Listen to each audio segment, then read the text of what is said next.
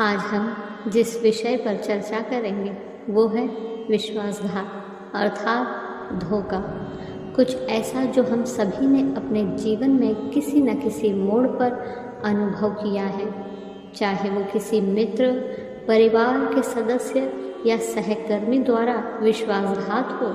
इसके कारण होने वाला दर्द और चोट अत्यधिक हो सकती है। हिंदू धर्म में सबसे प्रिय देवताओं में से एक श्री कृष्ण ने भागवत गीता में समझाया है कि विश्वासघात से कैसे निपटा जाए। उनकी शिक्षाएं हमें सबसे कठिन समय में मार्गदर्शन करती है और विश्वासघात के कारण होने वाले दर्द को दूर करने में हमारी मदद कर सकती है। तो आइए इसे विस्तार से समझने की कोशिश करते हैं।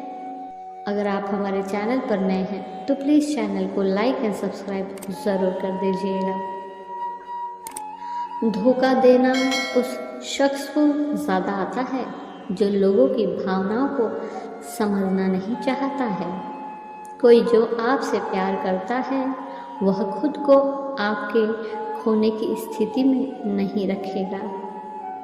अभिमान नहीं होना चाहिए कि मुझे किसी की ज़रूरत नहीं पड़ेगी, और ये वहम भी नहीं होना चाहिए कि मेरी ज़रूरत सबको पड़ेगी। ये दुनिया हमारे से पहले मौजूद थी और हमारे इस दुनिया को छोड़ने के बाद भी रहेगी। दुनिया हमारे बिना ठीक काम कर सकती है और यह हम हैं जिन्हें कुछ परिस्थितियों में दूसरों की मदद की आवश्यकता हो सकती है। इसलिए ये कहने में गर्व महसूस ना करें कि आपको किसी की आवश्यकता नहीं या सभी को आपकी आवश्यकता होगी। यहाँ धोखेबाज लोग अपने आप को सबसे ज़्यादा अक्लमंद समझते हैं, वहीं दूसरी तरफ भरोसा करने वाले लोग अपने आप को गुनहगार समझते हैं।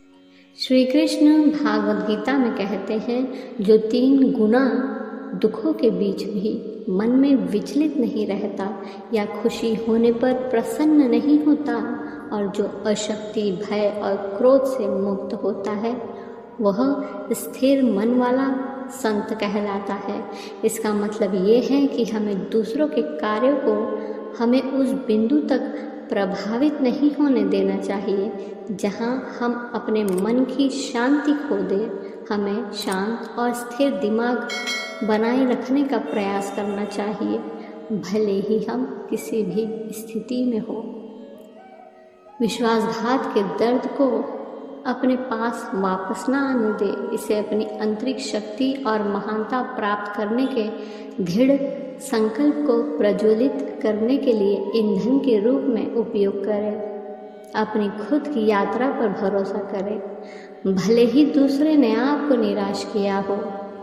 सीखे गए पाठों को अपनाएं और लचीलापन और अनुग्रह के साथ आगे बढ़ते रहें।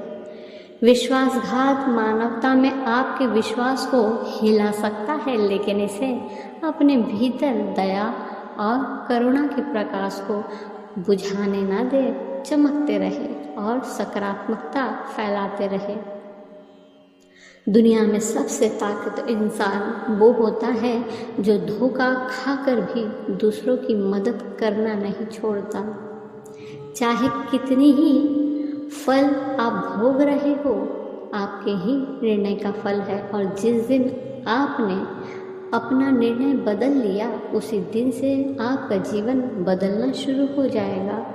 अगर किसी ने आपको धोखा दिया है तो याद रखें कि उनके कार्य आपके मूल्य या क्षमता को परिभाषित नहीं करते। ऊपर उठे और अपनी सफलता को अंतिम प्रतिक्रिया दें। याद रखें, आपका मूल्य दूसरों के कार्य से कम नहीं होता है। आपके पास अपने आत्ममूल्य को फिर से परिभाषित करने और खुशी को पूर्ति से भरा भविष्य बनाने की शक्ति है। जब जीवन आपको विश्वासघात देता है तो इसे विकास के अवसर में बदल दे। चुनौतियों को स्वीकार करें, इससे सीखें और एक मजबूत और समझदार व्यक्ति के रूप में उभरें। श्री कृष्ण ने भागवत गीता में कहा है, सभी प्रकार के धर्मों को त्याग दे और केवल मेरे प्रति समर्पण करें। मैं आपको सभी पापी प्रतिक्रियाओं से मुक्ति दिलाऊंगा, इसलिए डरो मत। इसका मतलब ये है कि हमारे ईश्वर में विश्वास रखना और खुद को एक उच्च शक्ति के सामने समर्पित कर देना चाहिए। इससे हमें विश्वासघात के कारण होने वाले दर्द को दूर करने और अपने जीवन के साथ आगे बढ़ने में मदद मिलेगी। श्री कृष्ण की शिक्षाएं कालातीत है और सदियों से लोगों का मार्गदर्शन कर रही है। यदि हम इन शिक्षाओं को अपने जीवन में लागू करते हैं तो हम विश्वासघात के कारण होने वाले दर्द को दूर कर सकते हैं और एक परिपूर्ण जीवन जी सकते हैं।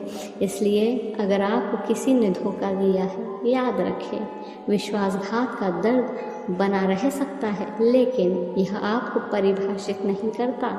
अपने आप को एक उच्च शक्ति के सामने आत्मसमर्पण कर दे। अपनी आंतरिक शक्ति को गले लगाएं, नकारात्मकता से ऊपर उठे और खुशी और सफलता से भरे भविष्य का निर्माण करें और विश्वास रखें कि सब कुछ अच्छे के लिए काम करेगा। बस दूसरों के कार्यों को अपने मन की शांति को प्रभावित न करने दे। धन्यवाद। इस तरह के और वीडियो के लिए कृपया हमारे चैनल को लाइक, शेयर और सब्सक्राइब जरूर कर दीजिएगा।